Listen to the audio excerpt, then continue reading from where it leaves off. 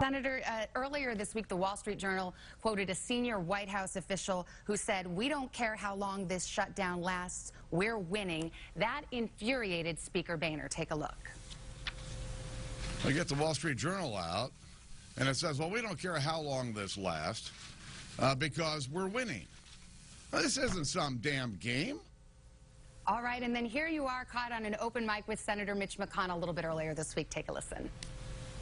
I think if we keep saying we wanted to defund it, we fought for that, but now we're willing to compromise on this, I think they can't. We're going to win. I think, well, I know we don't want to be here, but we're going to win this, I think. Senator, I brought those two things up side by side for a reason. Winning, losing, battle of the talking points, dueling cable appearances. Do you in Washington, do all of you have any idea how totally disgusted the American people are with these antics? Yeah, no, I think these are all legitimate concerns, and I think really we should point back to where the root of the problem is.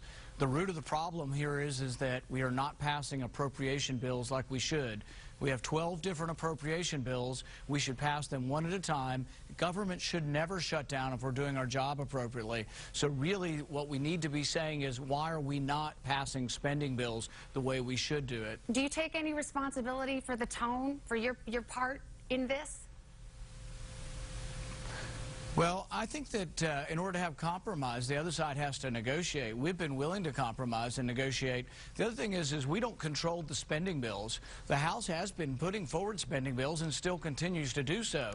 It's the Democrats in the Senate who refuse to pass individual spending bills, and that's what you're supposed to do, is pass individual spending bills. You're somebody who is an emerging national figure. The latest Quinnipiac poll had you actually winning the presidential preference poll among Republicans.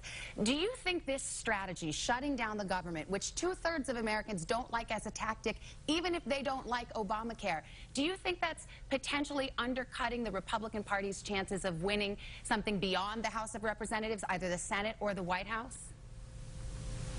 I think it's extremely bad for the president to shut down the government, and he's the one shutting it down because, frankly, he's unwilling to compromise. We are willing to negotiate. We're willing to compromise. The president says his way or the highway. So ultimately, I think it is bad for the president. I think it's bad for both parties, but the only way to get to a resolution is to negotiate. We're willing to negotiate. We're every day passing bills to reopen government, and every day Harry Reid's vetoing every bill we send over. We've sent over 6 bills this week to reopen government, and he dismisses them out of hand. So we're the ones trying to open government, and the Democrats say keep it closed because they like it being closed. They think they can beat up on us politically. Well, if they like it being closed, why would you then fall into that trap? I mean, if they think it's actually hurting you more, and polls suggest perhaps it is, well, why are you allowing that to happen?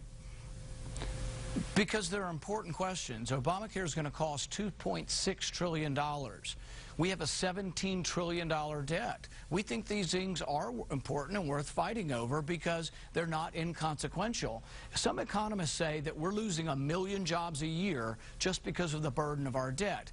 Is it worth standing up and saying the emperor has no clothes, we're out of money, and that we should start to balance our budget and not spend money that we don't have? Yeah, it's absolutely important. And so sometimes you have to fight for what you believe.